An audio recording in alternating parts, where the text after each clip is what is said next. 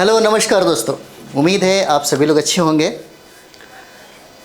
तो पढ़ाई लिखाई भी अच्छा ही चल रहा होगा, है ना। अभी 3.0 जो री एग्ज़ाम है, एकदम सीरियस होके दीजिए आप लोग। और 70 बीपीएससी की तैयारी चल रही है तो इसमें और तीव्रता लाइए, बहुत ज़रूरी है क्योंकि टाइम कम है और इसी समय तैयारी होता है। अभी मौसम बहुत ही ठंडा है कहे तो, है ना, बरसात का मौसम। इसमें ज़्यादा से ज़्यादा आप टाइम दीजिए पढ़ाई लिखाई में। तो चलिए हम लोग प्रारंभ करते हैं। हम लोग संपूर्ण भारतीय राष्ट्रीय आंदोलन देखेंगे, यानी कि टोटल आधुनिक भारत में जितने भी सवाल पूछे गए हैं बीपीएससी में, है ना। क्योंकि यहाँ से अगर हम लोग सही तरीके से अगर स्टडी कर लेते हैं, है ना, अगर आपने सिलेबस को कवर किया है, अगर आपने मॉडर्न इंडिया को सही तरीके से आपने पढ़ा है, स्टडी किया, आपकी तैयारी अच्छी है, तो यहाँ से बहुत ही फ़ायदा होने वाला आपको। क्योंकि सबसे ज़्यादा प्रश्नों की अगर बात करें तो बीपीएससी सबसे ज़्यादा सवाल इतिहास में आधुनिक भारत से ही पूछता है ना। आधुनिक भारत से ही सबसे ज़्यादा प्रश्न पूछा जाता है। तो चलिए हम लोग अगला प्रश्न देखते हैं। अगला प्रश्न हो जाता है, और देखिए अधिकतर जो सवाल है ना इसी तरीके से पूछा जाता है, प्रश्न से ही प्रश्न बनाया जाता है बीपीएससी के द्वारा। अगर आप सही तरीके से किताबों का अध्ययन कर लेते हैं, है ना, तो समझिए कि सारा का सारा प्रश्न बन जाएगा, बहुत बड़ी बात नहीं है। चलिए हम लोग प्रश्न की तरफ चलते हैं, ज़्यादा टाइम नहीं बर्बाद किया जाए, है ना।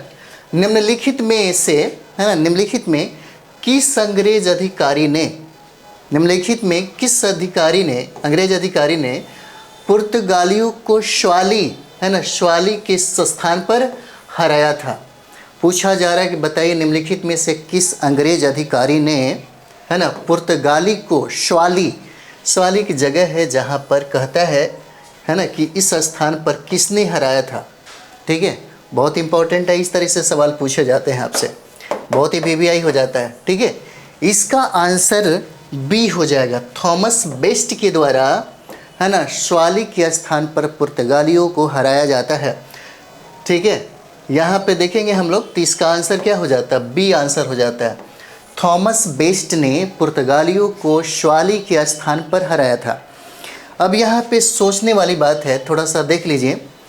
जब जेम्स प्रथम के राजदूत बन के जब हॉकिंस 1908 में भारत आया, है ना, हॉकिंस जब भारत आया तो भारत तो सबसे पहले सूरत में ही पहुंचा, और सूरत के बाद वह आगरा जाता है ना, सूरत के बाद वह आगरा जाता है और आगरा में ही मिलता है जहांगीर से मिलने के बाद वह सूरत में फैक्ट्री खोलने की अनुमति मांगता है। अनुमति मिल जाती है, लेकिन अनुमति मिलते ही सूरत में फैक्ट्री नहीं खुल जाती, क्योंकि जैसे ही अंग्रेज़ों के द्वारा सूरत में फैक्ट्री खोलने की जो अनुमति मांगी जाती है, इसका सबसे ज़्यादा विरोध पुर्तगालियों के द्वारा किया जाता है। इसका सबसे ज़्यादा विरोध जो है वह पुर्तगालियों के द्वारा किया जाता है। इतना आसानी से सूरत में स्थापना करना इतना इजी नहीं था, और उसी समय पुर्तगालियों के द्वारा बहुत ही ज़्यादा विरोध किया जाता है, क्योंकि इसको पता है कि अगर सूरत में फैक्ट्री स्थापित होने लगेगी अंग्रेज़ों का, तो हमारा जो प्रभुत्व है, हमारा जो नियंत्रण है, वो धीरे धीरे समाप्त हो जाएगा, और जिस व्यापार के उद्देश्य से हम यहाँ पे आए थे वो उद्देश्य ही मेरे खतरे में पड़ जाएगा। देखा जाए तो यहाँ पे जितनी भी यूरोपियन कंपनी थी, सभी लोग आपस में ही लड़ रहे थे अपने प्रभुत्व को स्थापित करने के लिए। उसमें एक थॉमस बेस्ट एक अंग्रेजी सेना नायक था, जिसने श्वाली में इन पुर्तगालियों को हराया, और पुर्तगालियों को हराने के बाद, और ये कहानी है 1611 ईस्वी की, है ना, 1611 ईस्वी की। और थॉमस बेस्ट ने इसी श्वाली के स्थान पर पुर्तगालियों को जब हराया, तब जाकर के सूरत में पहली कारखाना बनाई जाती है, यानी कि सूरत में, है ना, सूरत में अंग्रेज़ों की पहली फैक्ट्री खोली जाती है। और सूरत में पहले फैक्ट्री खोलने के बाद अन्य जगहों पर, है ना, अन्य जगहों पर अंग्रेज़ों के द्वारा फैक्ट्रियाँ खोली जाने लगी। जैसे अहमदाबाद की बात करें, है ना। जैसे अहमदाबाद में भी फैक्ट्री खोला जाने लगा, बुरहानपुर में भी फैक्ट्री खोला जाने लगा, है ना। बुरहानपुर में भी फैक्ट्री खोला जाने लगा, अजमेर में भी फैक्ट्री खोला जाने लगा और आगरा में भी खोलने लगा। साथ ही साथ पूरे भारत में इसका विस्तार होने लगा। जब इन फैक्ट्रियों का सबसे ज़्यादा विस्तार हो गया तब इन सारे फैक्ट्रियों को 3 प्रेसिडेंसियों में अंग्रेज़ों ने बांट दिया, है ना। तो यही प्रश्न कह रहा था आपसे, यही प्रश्न जो है आपसे पूछा जा रहा था। ठीक है, चलिए आगे हम लोग बढ़ते हैं। 12 नंबर सवाल देखेंगे। चलिए 12 नंबर बहुत इम्पोर्टेंट हो जाता है ना। 12 नंबर हम लोग देखेंगे, 12 बहुत इम्पोर्टेंट हो जाता है। बार बार यह सवाल पूछता है, उस क्षेत्र की पहचान करें, है ना।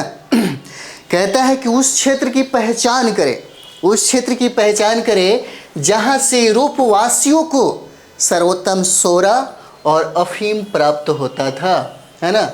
सोरा और अफीम प्राप्त होता था, उस स्थान की पहचान करें। बहुत इम्पोर्टेंट है। आंसर इसका बिहार हो जाएगा। आंसर जो है इसका बिहार हो जाता है ना। इसका आंसर क्या हो जाएगा? बिहार हो जाएगा। अगर हम लोग बंगाल के नवाब के बारे में थोड़ा सा चर्चा करें, जिसका नाम है मीर जाफ़र, है ना, जिसका नाम है मीर जाफ़र, नाम है मीर जाफ़र।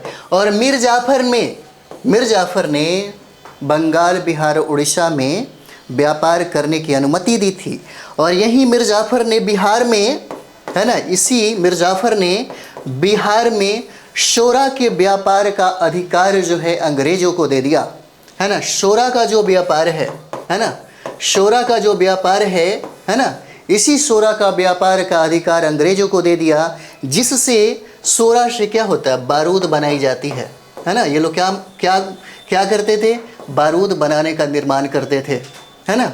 और ये देखिए, बारूद कहें तो अगर ये शोरा की अगर बात करें, जैसे शोरा का उत्पादन, शोरा को लेकर के काम करने वाली एक जाति थी बिहार में, जिसको नोनिया जाति कहा जाता है ना। पूछा जा सकता है आपसे, नोनिया जाति ही यह सब काम करती थी, है ना। नोनिया जाति ही शोरा से संबंधित, है ना, इसके निर्माण का कार्य किया करती थी। ठीक है, इसी शोरा से बारूद बनाई जाती है। और उस समय अगर हम लोग देखें, है ना, उस समय अगर हम लोग देखें, यहाँ पे कुछ और चीज़ें भी हम लोग देखते चलेंगे, है ना। उस समय देखिए, डच की प्रथम फैक्ट्री, है ना, ऐसा प्रमाण तो नहीं मिल पाता, लेकिन बीपीएससी के द्वारा पूछा गया सवाल है ना, बीपीएससी के द्वारा पूछा गया सवाल है, इसका आंसर भी है। तो डच ने प्रथम फैक्ट्री पटना में खोली थी, है ना, पटना में खोली थी। और पटना में इसकी स्थापना 1632 में किया था, है ना। 1632 में इसकी स्थापना किया था। आप पटना यूनिवर्सिटी जाएंगे तो उत्तरी जो छोर आप देखते होंगे, वहीं पे डच ने अपनी प्रथम फैक्ट्री खोली थी। और यहाँ पे पटना में उसने अपनी कारखाना स्थापित इसलिए किया कि पटना जो है ना, सूती वस्त्र का, है ना, रेशमी वस्त्र का, शोरा का और अफीम का मशहूर केंद्र था, है ना। सोरा, अफीम, सूती वस्त्र और रेशमी वस्त्र का पटना जो है यह मशहूर केंद्र था। इसीलिए उन लोगों ने डच फैक्ट्री की स्थापना पटना में 1632 ईस्वी में उन्होंने किया। ठीक है, बहुत इंपॉर्टेंट होता है। यह भी सवाल जो है आपसे पूछा जाता है ना। तब आप लोग एक बार और भी देखिए, यहाँ पे कहता है कि सर्वोत्तम शोरा और अफीम प्राप्त होता था कहाँ से? तो बिहार से। अब तो समझ में आ गया होगा, है ना। तो ये हो जाता है। चलिए आगे हम लोग देखेंगे अगला प्रश्न क्या कहता है। 13 नंबर सवाल है ना। सेम टू सेम वही सवाल है, कोई बड़ी बात नहीं है इसमें, है ना। अंग्रेजी शासन काल में भारत का कौन सा क्षेत्र अफीम उत्पादन हेतु प्रसिद्ध था, है ना। प्रश्न वही है, इसीलिए बीपीएससी में देखते होंगे प्रश्नों को अलट पलट के अदल बदल के पूछा जाता है ना। अगर आप किताबों का अध्ययन करते हैं तो किताबों के अध्ययन से आपको जितने भी प्रश्न जो है ना, ये सारे के सारे प्रश्न आपसे बन जाएंगे। इसलिए कहा जाता है कि सिविल सर्विस की तैयारी कर रहे हैं आप तो नोट्स पर डिपेंड ज़्यादा मत होइए किसी भी इंस्टीट्यूट का, सबसे ज़रूरी है आप किताबों का, सटीक किताबों का अध्ययन करिए। अगर सटीक किताबों का अध्ययन मात्र 6 महीने तक कर लिया जाए तो प्रश्न नहीं छूटेगा आपसे। और आपके एग्ज़ाम में सबसे ज़रूरी है स्कोर को, है ना, स्कोर को बढ़ाना। और स्कोर तब बढ़ता है जब आप सटीक किताबों का अध्ययन करते हैं, खुद से नोट्स बना लेते हैं, है ना। और कुछ सटीक नोट्स का भी एग्ज़ाम के समय में रिवाइज के तौर पे देखा जाता है। ऐसा नहीं कि बहुत सारे किताबें पढ़ रहे हैं, एक किताब को बार बार पढ़िए, है ना, एक ही किताब को बार बार पढ़िए, है ना। देखिए आपका रिजल्ट और आपका स्कोर भी बहुत ज़्यादा बढ़ेगा। तो इसका आंसर जो है यह बिहार हो जाता है ना। जो पूछा गया सवाल है पिछली बार हम लोगों ने जो किया उसी का एकदम बदला हुआ इसका स्वरूप देख सकते हैं, है ना। चलिए आगे हम लोग देखते हैं, बहुत इम्पोर्टेंट है ये वाला सवाल। 14 नंबर सवाल हम लोग देखेंगे, है ना। 14 नंबर सवाल देखिए, कहता है यहाँ पे प्लासी का और बक्सर का युद्ध से प्रश्न पूछा ही जाता है। यानी कि अगर बंगाल का जो नवीन क्षेत्र का जो निर्माण हुआ, अगर हम बंगाल को अच्छे तरीके से पढ़ लें, मैसूर को पढ़ लें, अवध को पढ़ लें, है ना, तो यहाँ से प्रश्न बनते हैं जो आपसे बन जाएंगे। तो इलाहाबाद की संधि के बाद, है ना, कहा जा रहा है कि इलाहाबाद की संधि के बाद रॉबर्ट क्लाइव ने मुर्शिदाबाद का उप दीवान किसे बनाया था, है ना। किसका? मुर्शिदाबाद का उप दीवान किसे बनाया था, है ना। इलाहाबाद की संधि, देखिए इलाहाबाद की संधि को समझने से पहले, है ना, हम लोग ये समझें कि बक्सर का युद्ध जो है ना, यहाँ पे देखेंगे हम लोग, बक्सर का युद्ध हुआ था, है ना। बक्सर का युद्ध 1764 ईस्वी में हुआ था, बक्सर का युद्ध। और इसी बक्सर के युद्ध को बंगाल की तीसरी क्रांति कहा जाता है ना। इसी बक्सर के युद्ध को बंगाल की तीसरी क्रांति कहा जाता है। बंगाल की, है ना, तीसरी क्रांति कहा जाता है इसी बक्सर के युद्ध को। और बक्सर का युद्ध जो है ना, बक्सर का युद्ध 1764 में हुआ था। देखिए बक्सर के युद्ध को अगर हम लोग यहाँ पे देखेंगे तो यहाँ पे जो भारतीय लड़ रहे थे वो 3 गुटों में सम्मिलित थे। जैसे में अगर हम लोग यहाँ पे देखेंगे तो बंगाल का जो नवाब है ना, बंगाल का नवाब था जिसका नाम था मीर कासिम, है ना, जिसका नाम था मीर कासिम। मीर कासिम था बंगाल का नवाब। और अवध का जो नवाब था उसका नाम था शुजाउद्दौला, है ना। अवध का जो नवाब था वो था शुजाउद्दौला। पूछा जाता है इसलिए मैं यहाँ पे सोचा कि इसका जिक्र करना ज़रूरी है। और यहाँ पे मुग़ल बादशाह भी आए हुए थे, है ना। यहाँ पे मुग़ल बादशाह भी आए थे जिनका नाम था शाह आलम द्वितीय, है ना, जिसका नाम था शाह आलम द्वितीय। और तीनों एक साथ अंग्रेज़ों से लड़ रहे थे। और यहाँ पे जो अंग्रेज़ी सेनापति था, है ना, यहाँ पे अंग्रेज़ी सेनापति था जिसका नाम था हेक्टर मुनरो, है ना, जिसका नाम था हेक्टर मुनरो। हेक्टर मुनरो एक तरफ थे। और यहाँ पे भारत की 3 सबसे शक्तिशाली शक्तियाँ जो है आपस में मिलकर के अंग्रेज़ों से लड़ रही थी, फिर भी ये हार गई, है ना। फिर भी यहाँ पे बक्सर के युद्ध में भारतीय जो थे, जो मुग़ल थे, इनकी सेना इनके सामने टिक नहीं सकी और ये हार गई, है ना, ये हार जाती है। और हेक्टर मुनरो के नेतृत्व में जो लड़ रही थी सेना उसकी विजय हो जाती है। यहाँ पे अंग्रेज़ जो हैं विजयी हो जाते हैं। कहा जाता है कि यहाँ पे सेना का जो नेतृत्व था, सेना की कुशलता थी, है ना, सेना के कुशल नेतृत्व के वजह से ही भारतीयों को हारना पड़ा। हालांकि अगर देखा जाए तो 1757 में प्लासी का युद्ध हुआ था। और प्लासी का युद्ध अंग्रेज़ों ने अप्रत्यक्ष तरीके से धोखा से लड़ा और उसको अप्रत्यक्ष तरीके से जीता। बाद में वहीं 1764 में बक्सर का युद्ध जो हुआ प्रत्यक्ष रूप से हुआ, जिसमें अंग्रेजी सरकार ने, अंग्रेजी ईस्ट इंडिया कंपनी ने इस युद्ध को अपने पक्ष में किया और इसे जीता, है ना। बक्सर युद्ध की समाप्ति के बाद इलाहाबाद की संधियाँ होती है ना। बक्सर युद्ध के बाद यहाँ पे देखेंगे इलाहाबाद की संधि होती है। और इलाहाबाद की संधि 2 लोगों के साथ होता है 2 समय में। यहाँ भी देख लीजिए ताकि आपसे प्रश्न अगर पूछे तो बन जाएगा। तो इलाहाबाद की जो संधि होता है वो 1765 ईस्वी में होता है। 1765 1965 ईस्वी में इलाहाबाद की संधि होती है। इलाहाबाद की जो प्रथम संधि होता है ना, प्रथम संधि 12 अगस्त 1765 को होता है मुगल बादशाह के साथ, है ना। प्रथम जो संधि है इलाहाबाद की प्रथम संधि वह मुगल बादशाह के साथ होता है। उस समय अंग्रेज जो है ना, उस समय ये लॉर्ड क्लाइव होते हैं, लॉर्ड क्लाइव, है ना, लॉर्ड क्लाइव होते हैं यहाँ पे, ठीक है। यानी कि 12 अगस्त 1765 को इलाहाबाद की प्रथम संधि मुगलों के साथ होती है और दूसरा जो संधि हम लोग यहाँ पे देख रहे हैं वो हो जाता है 16 अगस्त 1765 को, और यह संधि जो है यहाँ पे अवध के नवाब के साथ होता है ना, अवध के नवाब के साथ होता है, यहाँ पे अवध के नवाब के साथ होता है। बाद में हम लोग चर्चा करेंगे कि इस इलाहाबाद संधि में क्या क्या हुआ था, है ना, इलाहाबाद संधि में क्या क्या हुआ था। लेकिन हम लोग इतना ज़रूर देखेंगे कि जब इनको बहुत सारी शक्तियाँ प्राप्त हो जाती हैं तब इन्होंने, किसने, अंग्रेज़ों ने, अगर अंग्रेज़ों की बात हम लोग करें तो अंग्रेज़ सीधे तरीके से यानी कि भारत के राजस्व में प्रत्यक्ष रूप से वो हिस्सा नहीं लेते, क्योंकि अभी भी उनको डर है, इसलिए भारतीयों को नियुक्त करते हैं। बहुत ही तेज तर्रार, बहुत ही दिमाग वाले वो लोग रहते हैं, है ना। तो ये लोग सीधे कर की वसूली नहीं कर सकते थे, क्योंकि अगर सीधे कर की वसूली करते तो जनता को ये बात समझ में उसी समय आ जाती। अगर जनता इस बात को समझ जाती तो फिर उनके लिए ज़्यादा दिनों तक टिका रहना बहुत ही मुश्किल हो जाता। ये बात वो पहले से जानते थे, है ना। इसीलिए उन लोगों ने 2 उप दीवान को नियुक्त किया, है ना, 2 उप दीवान की नियुक्ति की, है ना।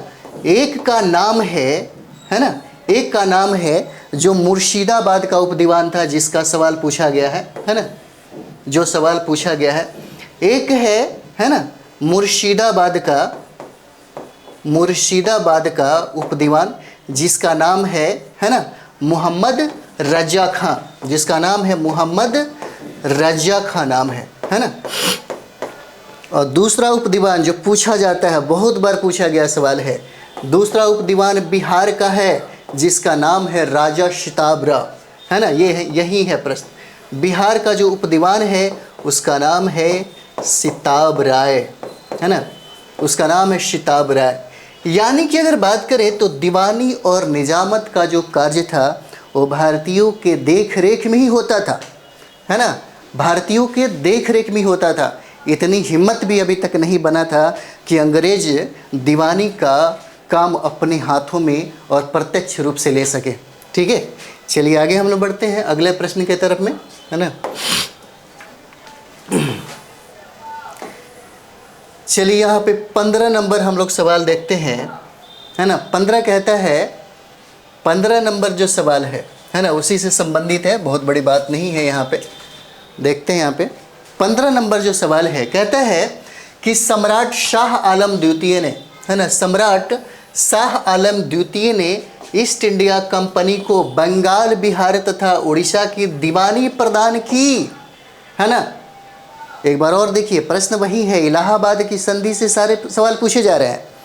इलाहाबाद की संधि जो 2 लोगों के मध्य में होता है ना, अंग्रेजी जो सरकार है एक मुगल बादशाह के साथ संधि करती है और दूसरा जो संधि है अवध के नवाब के साथ करती है। यही सवाल पूछता है, यानी कि प्रथम जो इलाहाबाद की संधि है उसमें क्या क्या काम होता है उसका भी हम लोग यहाँ पे जिक्र कर लेंगे, है ना। तो सम्राट शाह आलम द्वितीय ने ईस्ट इंडिया कंपनी को बंगाल, बिहार तथा उड़ीसा की दीवानी प्रदान की। अब चलिए थोड़ा बहुत हम लोग देखते हैं। तो अगर हम लोग देखें तो इलाहाबाद की जो प्रथम संधि हुआ, है ना, इलाहाबाद की जो प्रथम संधि हुआ और ये संधि 12 अगस्त 1765 को होता है ना। इलाहाबाद की जो प्रथम संधि है मुगलों के साथ क्लाइव ने कब किया, 12 अगस्त 1765 को, और कंपनी ने, है ना, और इसमें इस इलाहाबाद संधि के तहत कंपनी को बंगाल, है ना, बंगाल, बिहार और उड़ीसा की दीवानी जो है प्राप्त हो गई। यही तो है, यही तो सवाल पूछता यही सवाल जो है पूछ रहा है और हम लोगों ने यही आंसर किया 12 अगस्त 1765 को, है ना। प्रथम संधि के तहत यानी कि 12 अगस्त 1765 को इलाहाबाद की जो संधि होती है मुगलों के साथ क्लाइव जो करता है, उसी में बहुत सारी बातें कही जाती। जैसे इसी में देखिए, कंपनी ने इसी संधि के तहत कंपनी ने अवध से है ना, अवध से कड़ा और मानिकपुर का जो क्षेत्र है उसे छीन करके मुगलों को दे दिया, है ना। अवध से पूछा जाता है, बहुत इंपॉर्टेंट है। अवध से मानिकपुर, है ना, मानिकपुर और कड़ा का जो क्षेत्र है इसको छीन करके किसको दे दिया? मुगल को दे दिया, है ना। इसे छीन करके मुगल को दे दिया यहाँ पे। और एक चीज़ और भी देखेंगे, क्योंकि हम लोगों ने देखा था कि बक्सर का युद्ध जो है 3 लोग मिलके लड़ते हैं, जिसमें बंगाल की भी हार होती है, अवध की भी होती है और मुगल बादशाह की भी होती है। तो वहाँ पे जो मीर कासिम लड़ रहा होता है, मीर कासिम के मृत्यु के बाद, है ना, मतलब हारने के बाद, जो मुगल बादशाह है, बंगाल के जो नवाब हैं नजमुद्दौला को स्वीकार कर लेते हैं इसी संधि में। यानी कि जो बंगाल के जो नवाब है ना, जिसका नाम है नजमुद्दौला, बहुत इंपॉर्टेंट है, पूछा जाता है। नजमुद्दौला को नवाब क्या कर लिया जाता है? यहाँ पे स्वीकार कर लिया जाता है। और कंपनी ने मुगलों को, है ना, इसी संधि के तहत कंपनी ने मुगलों को 26 लाख रुपया, है ना, वार्षिक कर देने की बात स्वीकार कर लेता है। इसी में 26 लाख रुपया जो है ना, 26 लाख रुपया देना स्वीकार कर लेता है। किसको? मुगल बादशाह को देंगे। किसके बदले? इसी सब चीज़ के बदले दिया जाएगा, है ना। ये तो हो गया भाई 12 अगस्त 1765 की बात है ना। 12 अगस्त 1765 की ये बात हो जाता है।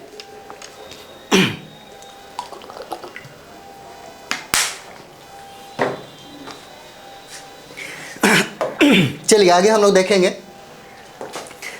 अगला प्रश्न हम लोग देखते हैं यहाँ पे, और ये देखिए 64वीं बीपीएससी में पूछा गया सवाल है ना। यह जो प्रश्न है 64वीं बीपीएससी में पूछा गया सवाल है। प्रश्न कहता है कि मुगल बादशाह बहादुर शाह जफर के बारे में कहा जाता था कि उसके साम्राज्य की सीमा थी, है ना। अगर देखा जाए इस प्रश्न को, देखिए 16 नंबर जो प्रश्न है ये गलत ही है ना। ये जो प्रश्न है क्या है? गलत हो जाता है, प्रश्न ही गलत है। और बीपीएससी ने इस प्रश्न को क्या कर दिया? निरस्त कर दिया। क्यों निरस्त कर दिया? तो ये जो हम लोग जो प्रश्न देख रहे हैं, मुगल बादशाह बहादुर शाह जो जफर हैं, यह बहादुर शाह जफर के बारे में कहावत नहीं है। यह जो है बहादुर शाह जफर के बारे में, है ना, ये कहावत नहीं होता है। ये कहावत है शाह आलम द्वितीय के बारे में, है ना। यह कहावत किसके बारे में है? तो शाह आलम, है ना, शाह आलम द्वितीय के बारे में ये कहावत है। और ये कहावत फारसी भाषा में लिखा गया था। फारसी भाषा में लिखा गया था। कहा गया था शाह आलम द्वितीय का जो साम्राज्य है दिल्ली से पालम तक ही है, क्योंकि सिकुड़ता हुआ एकदम छोटी जगहों पे आकर के सिमट गया। इसीलिए कहा जाता है इनके बारे में, है ना। इनके बारे में यही जो है सवाल जो कहता है उसके साम्राज्य की जो सीमा है कहाँ से है? तो ये जो सीमा दिल्ली से, है ना, दिल्ली के चांदनी चौक से पालम तक ही सीमित है। और यह प्रश्न जो है गलत हो जाता है, क्योंकि बहादुर शाह जफर के बारे में नहीं बल्कि शाह आलम द्वितीय के बारे में यह कहावत फारसी में लिखा गया था, है ना। चलिए आगे हम लोग देखेंगे यहाँ पे। चलिए 17 नंबर हम लोग देखते हैं। 17 नंबर सवाल कहता है कि रंजीत सिंह ने, है ना, रंजीत सिंह ने सुप्रसिद्ध कोहिनूर हीरा प्राप्त किया था। किससे प्राप्त किया था? है ना। देखिए कोहिनूर हीरा की भी कहानी अजीबोगरीब है, बहुत ही फंटास्टिक भी है। जहाँ जहाँ यह हीरा गया, है ना, वहाँ पे उसकी बरकत के साथ साथ उसका विनाश, बहुत सारी ऐसी कहानियाँ गढ़ी गई है ना।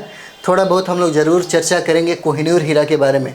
तो प्रश्न एक बार देखिए, रंजीत सिंह ने सुप्रसिद्ध कोहिनूर हीरा, है ना, प्राप्त किया था। किससे प्राप्त किया था? यही सवाल पूछा गया है। तो ये देखिए ये शाह शुजा होते हैं, है ना। शाह शुजा से रंजीत सिंह को क्या होता है, फिर से कोहिनूर हीरा प्राप्त हो जाता है। नादिर शाह जो 1739 ईस्वी में भारत आता है ना, 1739 ईस्वी में, और इसी समय मुग़ल एक बादशाह है ना, जिनका नाम था रंगीला बादशाह, है ना। रंगीला बादशाह के समय में ही यहाँ पे शाहजहाँ के द्वारा जड़ाया गया जो उनका सिंहासन था, और उसके मुकुट में लगने वाली जो कोहिनूर हीरा थी, वो सारे हीरा जवाहरात मोती जो भी था वो सब नादिर शाह के द्वारा लूट करके ईरान ले गया है ना। और उनके जो बच्चे हुए, यानी कि शाह शुजा के भाई, इसको क्या कर दिया था, तड़ी पार कर दिया था।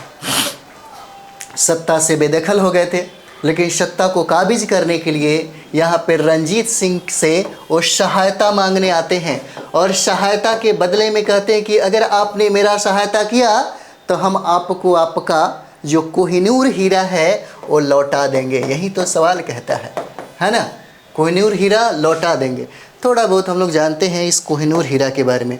देखिए ये कोहिनूर हीरा जो है ना, कोहिनूर हीरा यह गोलकुंडा के खदान से मिला था, है ना। यह जो है, यह हीरा जो है गोलकुंडा के, है ना, गोलकुंडा के खदान से मिला था, और ये वर्तमान में गोलकुंडा का जो खदान है यह आंध्र प्रदेश में है ना। यह कहाँ पे हो जाता, आंध्र प्रदेश में है। और इसी गोलकुंडा को राजधानी बनाया कुतुब शाही ने, है ना, इसको राजधानी बनाया कुतुब शाही ने, इसको राजधानी बनाया। जब दिल्ली सल्तनत पर अलाउद्दीन खिलजी ने शासन करना शुरू कर दिया तो उसका एक सेनापति था, है ना। अलाउद्दीन खिलजी का एक सेनापति था जिससे प्रेम मोहब्बत सब कुछ करता था अलाउद्दीन खिलजी, है ना, जिसका नाम था मलिक काफूर।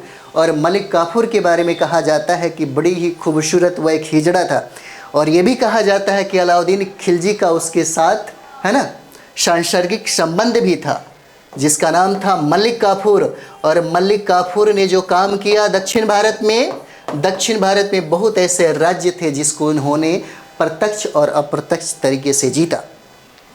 और यहीं जब दक्षिण भारत की विजय करने के बाद इसी मलिक काफूर को यह कोहिनूर हीरा प्राप्त हो जाता है, और कोहिनूर हीरा अपने मालिक को खुश करने के लिए मलिक काफूर अलाउद्दीन खिलजी को दे देता है। फिर वहाँ से यही अलाउद्दीन खिलजी के बाद, है ना, दिल्ली सल्तनत से होता हुआ यह कोहिनूर हीरा बाबर से लेकर के, है ना, बाबर शाहजहाँ से लेकर के और मुग़ल बादशाह रंगीला बादशाह तक ये आता है। और रंगीला बादशाह से नादिर शाह, ईरान का जो शासक रहता है, वह लुटेरा यहाँ से लूट के चला जाता है। और फिर से दोबारा जो है यह हीरा रंजीत सिंह को प्राप्त होता है, और रंजीत सिंह से यह हीरा ब्रिटेन में चला जाता है ना, जो अभी तक लौट के नहीं आता भारत में। ठीक है, अभी तक लौट के भारत में नहीं आता। हालांकि यहाँ पे जब साम्राज्ञी जो थी एलिजाबेथ द्वितीय, मरते समय में एक विवाद भी हो गया था कि अब ये कोहिनूर हीरा है लौटा दिया जाए, तो फिर पाकिस्तान वाले भी कहते कि उसमें तो मेरा भी हक बनता है ना। चलिए आगे बढ़ते हैं हम लोग, अगले प्रश्न की तरफ में देखते हैं। अगला प्रश्न देखते हैं, टिप्पू सुल्तान ने, है ना, यहाँ पे देखेंगे हम लोग, टिप्पू सुल्तान ने पूछा गया सवाल है, सारे के सारे बहुत इंपॉर्टेंट है। जितना भी हम लोग कर रहे हैं, अभी जितना भी सवाल हम लोग कर रहे हैं, सिर्फ हम एग्ज़ाम पे ही अपना फोकस कर रहे हैं। जो भी सवाल पूछा जाएगा, अगर अगल बगल से इधर उधर से अगर प्रश्न बनाता है तो जो डिस्कशन आप देख रहे हैं उससे आपको बहुत ही ज़्यादा फ़ायदा होगा, है ना। निश्चित तौर पे इसका फ़ायदा आपके एग्ज़ाम में बहुत ज़्यादा होगा।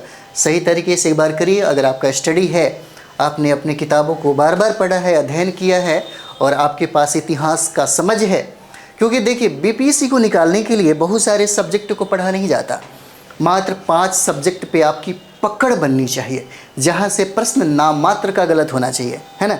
अगर 5 सब्जेक्ट पे आपने कमांड कर लिया तो पीटी बहुत बड़ी बात नहीं है। और बहुत होता है 120 दिन, 90 दिन, है ना, 120 दिन काफ़ी होता है, 3 से 4 महीने, है ना। अगर आप सही तरीके से पढ़ रहे हैं तो पीटी बहुत बड़ी बात नहीं है।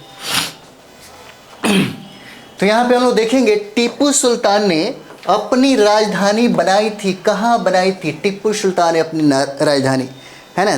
तो इसका आंसर क्या हो जाएगा, श्रीरंगपट्टनम में टिप्पू सुल्तान ने अपनी राजधानी श्रीरंगपट्टनम में बनाई थी। अच्छा, एक चीज़ और हम लोग देखेंगे, जब यहाँ पे अंग्रेज़ों के बीच में और मैसूर के बीच में जब युद्ध हो रहा था, तो यहाँ पे हम लोग देख ही लेते हैं, तृतीय आंग्ल मैसूर युद्ध हुआ, है ना। तृतीय आंग्ल मैसूर युद्ध हुआ, है ना। तृतीय आंग्ल मैसूर युद्ध हुआ और यह युद्ध 1790 से लेकर के 92 में हुआ, है ना। तृतीय आंग्ल मैसूर युद्ध होता है और तृतीय आंग्ल मैसूर युद्ध टिप्पू सुल्तान और अंग्रेज़ों के मध्य में 1790 से लेकर के 92 में होता है। 1792 में ही, है ना, 1792 में ही देखते हैं यहाँ पे 1792 में ही एक संधि होती है जिसको हम लोग श्रीरंगपट्टनम की संधि कहते हैं। और यही श्रीरंगपट्टनम को टिप्पू सुल्तान अपनी राजधानी भी बनाता है। यही श्रीरंगपट्टनम में इन्होंने जैकोबिन क्लब का स्थापना भी किया, है ना। इसी श्रीरंगपट्टनम में ही टिप्पू सुल्तान ने जैकोबिन क्लब का, है ना, जैकोबिन क्लब का स्थापना भी किया और साथ ही साथ इसकी सदस्यता भी ग्रहण की। और यही श्रीरंगपट्टनम में ही स्वतंत्रता का वृक्ष भी टिप्पू सुल्तान ने लगवाई थी, है ना। यहीं पे स्वतंत्रता का वृक्ष भी टिप्पू सुल्तान ने क्या किया था, लगवाया था। तृतीय जब हम लोग आंग्ल मैसूर युद्ध देख रहे थे तो उस समय जो भारत में गवर्नर जनरल था उसका नाम था कॉर्नवालिस, है ना, उसका नाम था कॉर्नवालिस। और जब उन्होंने इस जैकोबिन क्लब की स्थापना और सदस्यता ग्रहण की और स्वतंत्रता का वृक्ष लगवाया, तो पहला यह पर्सनालिटी है जिसकी विदेश नीति सबसे बेजोड़ और सबसे तगड़ा थी। अगर इसकी विदेश नीति प्रभावी हो जाती, अगर इसकी विदेश नीति सफल हो जाती, जैसे आज हम लोग कभी कभी विदेश नीति पे ज़्यादा चर्चा करते हैं तो बहुत सारे लोगों को लगता है ना, कि तत्कालिक सरकार का विदेश नीति बहुत ही ज़्यादा फंटास्टिक है ना। तो यहाँ पे इसी तरीके से इन्होंने, टिप्पू सुल्तान ने अन्य देशों के साथ अपना जो मैत्री संबंध था बनाने की कोशिश की और बहुत सारे लोगों के साथ इन्होंने बनाया भी। जैसे अरब के साथ पूछा जाता है, इनका जो मैत्री संबंध था अरब के साथ भी था, कुश्तुनतुनिया के साथ भी इन्होंने अपना मैत्री संबंध बनाया। यहाँ भी उन्होंने राजदूत दूत मंडल भेज करके अपना संबंध कायम करने की बात थी, है ना। कुश्तुनतुनिया के साथ भी इन्होंने मैत्री संबंध बनाई, है ना। उसके बाद यहाँ पे देखेंगे काबुल के साथ भी इन्होंने संबंध बनाया, काबुल के साथ। उसके बाद मॉरिशस में भी उन्होंने, है ना, मॉरिशस में भी उन्होंने अपना राजदूत भेजा। और फ्रांस में भी ये लोग, फ्रांस में भी, है ना, फ्रांस में भी टिप्पू सुल्तान जो है ना, टिप्पू सुल्तान जो है ना, ये अपना दूत मंडल भेजते हैं। अच्छा, टिप्पू सुल्तान का एक फंटास्टिक जो है ना, ये एक डायलॉग है ना, इनका एक फंटास्टिक बहुत ही खूबसूरत डायलॉग है, खास करके बिहारियों में, है ना, और भारत के लोगों में ये सटीक बैठता है। इन्होंने कहा कि 100 दिन, है ना, उन्होंने कहा कि 100 दिन गिद्दड़ की तरह जीने से अच्छा है एक दिन शेर की तरह जिया जाए, है ना। इन्होंने ही कहा था, टिप्पू सुल्तान ने ही कहा था कि 100 दिन गिद्दड़ की तरह जीने से अच्छा है एक दिन शेर की तरह जिया जाए। बहुत ही अच्छा है ये वाला, है ना। उसके बाद हम लोग देखेंगे यहाँ पे, उसके बाद चौथा, है ना, उसके बाद चौथा आंग्ल मैसूर युद्ध हो जाता है ना। चौथा आंग्ल मैसूर युद्ध होता है, चौथा आंग्ल मैसूर युद्ध होता है। और यह चौथा आंग्ल मैसूर युद्ध 1799 में होता है। और 1799 की अगर बात करें तो इस समय जो गवर्नर जनरल है उसका नाम है वेलेजली। पूछा जा सकता है आपसे, वेलेजली इस समय रहता है गवर्नर जनरल। और इसी समय टिप्पू सुल्तान की मृत्यु हो जाती है और अंग्रेज़ों के द्वारा, यानी कि वेलेजली के द्वारा सहायक संधि के द्वारा इसको, है ना, सहायक संधि के द्वारा इसको क्या कर लिया जाता है, मिला लिया जाता है। और यहीं पे कहानी इसका समाप्त हो जाता है। लेकिन कहानी बहुत ही दर्दनाक है। लास्ट वाला प्रश्न मिलेगा तो हम ज़रूर इसका चर्चा करेंगे। चलिए आगे देखते हैं।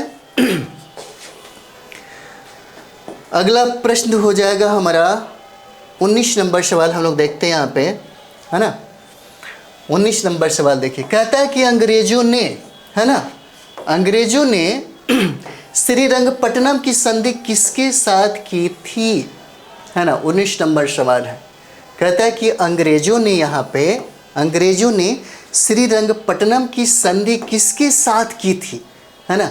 बहुत इंपॉर्टेंट है। और ये हो जाता है, अभी हम लोगों ने चर्चा किया, टीपू सुल्तान के साथ होती है। अच्छा, अभी ये श्रीरंगपट्टनम की संधि में क्या क्या हुआ था, क्या क्या बातें थी, यहाँ पे देखिए बड़ी दुखदाई वाला है। तो यहाँ पे हम लोग देखते हैं श्रीरंगपट्टनम की जो संधि हुआ यहाँ पे, है ना।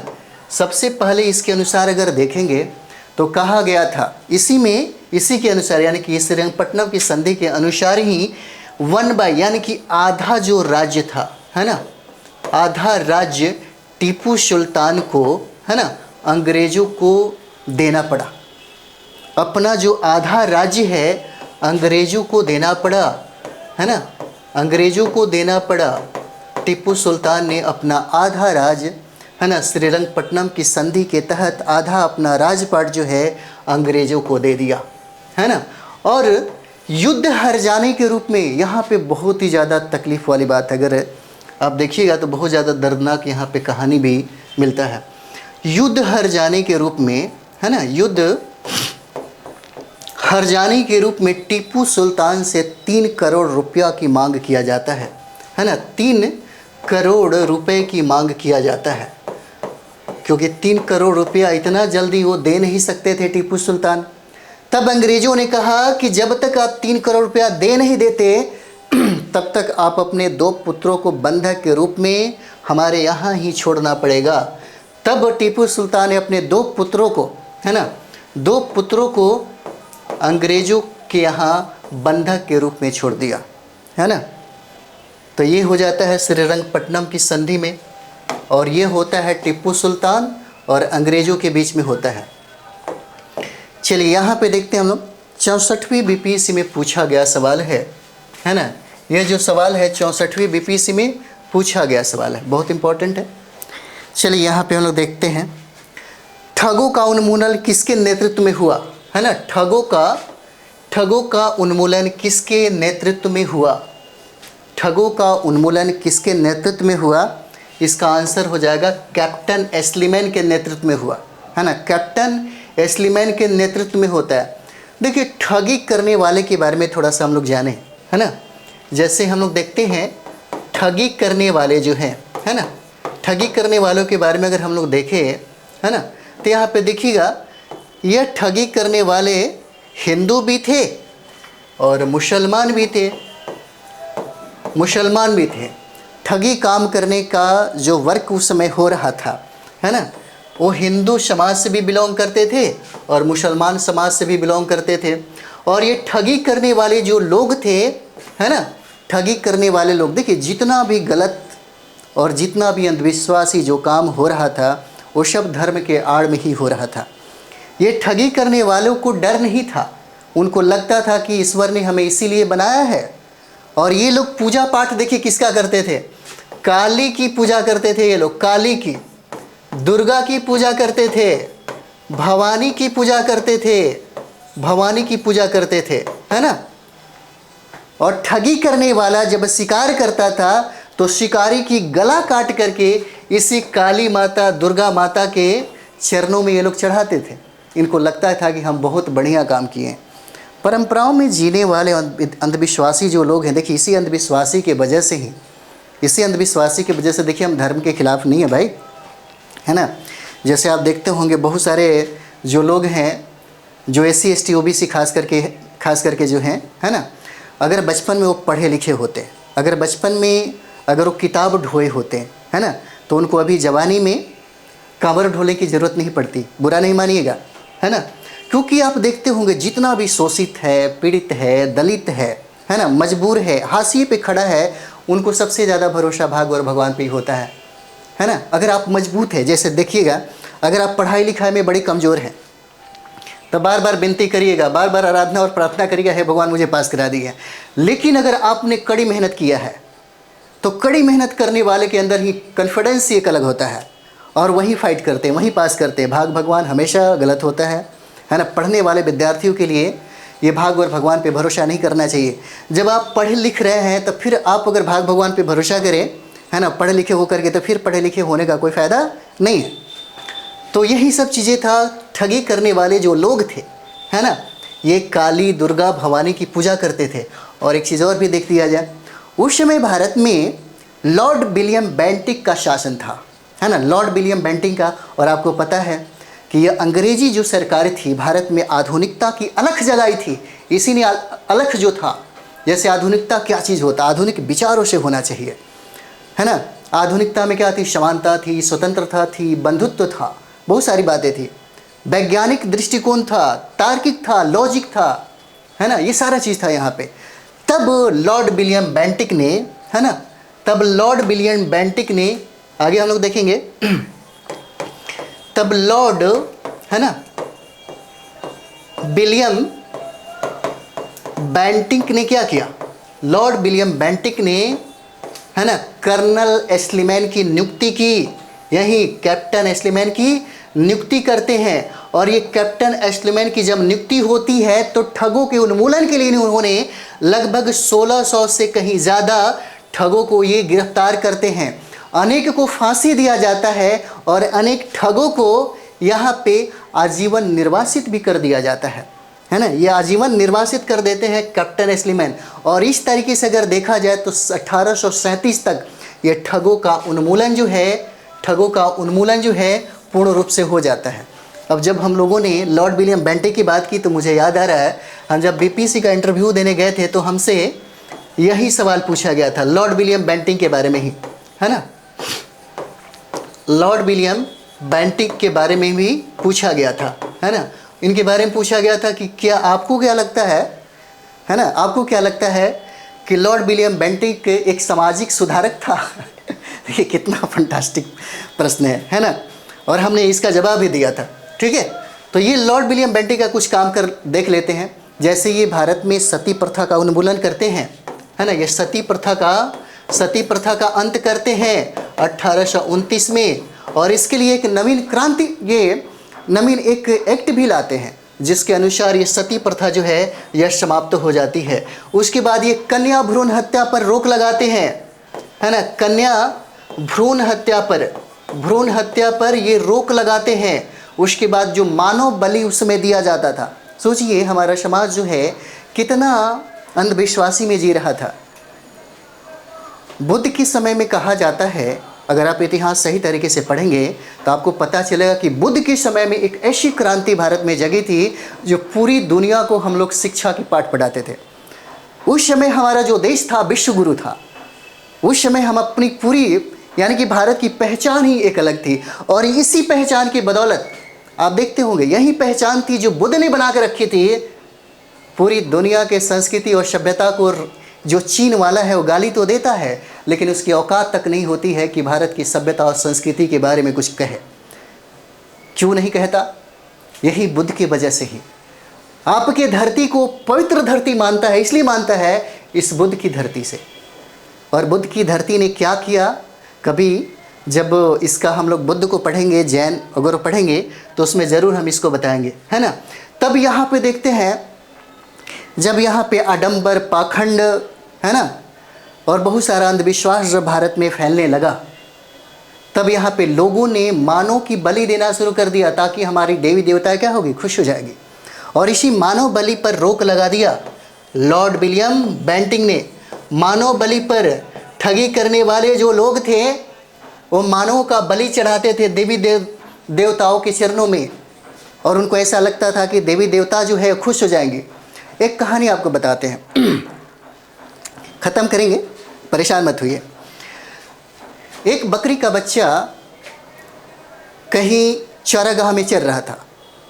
उसकी माँ भी थी, है ना, और उसके साथ वो मतलब बड़ी प्यार से, बड़ी मोहब्बत के साथ वो लोग अपना खाना वाना खा रहे थे। अचानक उस बकरी के बच्चा के दिमाग में पता नहीं क्या सवाल आया। जा कर के अपनी माँ से पूछता है कि माँ, अगर हम जवान हो जाते हैं, जब हम बड़े हो जाते हैं, है ना, तो लोग हमें काट कर खा जाते हैं। इतना ही नहीं, हमारे खून से देवी देवताएं भी संतुष्ट होती है। उस बकरी का बच्चा अपनी माँ से यही सवाल पूछ रहा था कि बताओ ना माँ, ऐसा लोग क्यों करते हैं। तो बकरी का बच्चा जवाब देता है कि, है ना, बकरी का जो बच्चे का जो माँ है वो जवाब देती है कि जब तुम्हारा बाप ही बोका है तो क्या समाज के लोग तुम्हारी पूजा करेंगे। देखिए, इसको समाज से जोड़ करके देखिएगा तब हमारी जो कहानी है बहुत अच्छे तरीके से समझ में आ जाएगी, है ना। तो ये चीज़ें समाज पे एक क्या है, एक आईना है। अगर जैसे मानते हैं कि कभी कभी क्या होता है कि आपका चेहरा जब आप आईना में देखते हैं तो आपको मतलब एक होता है ना कि कैसे पता चलता है कि हमारा चेहरा कैसा है। और कभी कभी लोग, बहुत ऐसे लोग होते हैं जो अपना ही फेस देख कर के आईना में खुद रूठ जाते हैं, है ना। खैर छोड़िए, वो सब अलग बात है। तो यहाँ पे हम लोग देखेंगे लॉर्ड विलियम बेंटिक ने मानव बलि पर रोक लगाई और उन्हें सती प्रथा पर प्रतिबंध लगाया, कन्या भ्रूण हत्या पर भी प्रतिबंध लगाई। और सबसे बड़ी बात क्या है कि शिक्षा जगत में यह एक क्रांति पैदा कर दिया, क्योंकि इस व्यक्ति को ये बात पता था, है ना, इस व्यक्ति को बात पता था कि शिक्षा के द्वारा ही चीज़ों को सुधारा जा सकता है ना। तो शिक्षा जगत में भी इसने एक क्रांति पैदा कर दी, ठीक है। और इस तरीके से ठगों का उन्मूलन जो है, पूर्ण रूप से जो उन्मूलन है 1837 में हो जाता है कैप्टन एस्लीमैन के द्वारा, ठीक है। तो चलिए हम लोग अगले वीडियो में मिलते हैं, है ना। थैंक यू वेरी मच आप सभी लोगों को।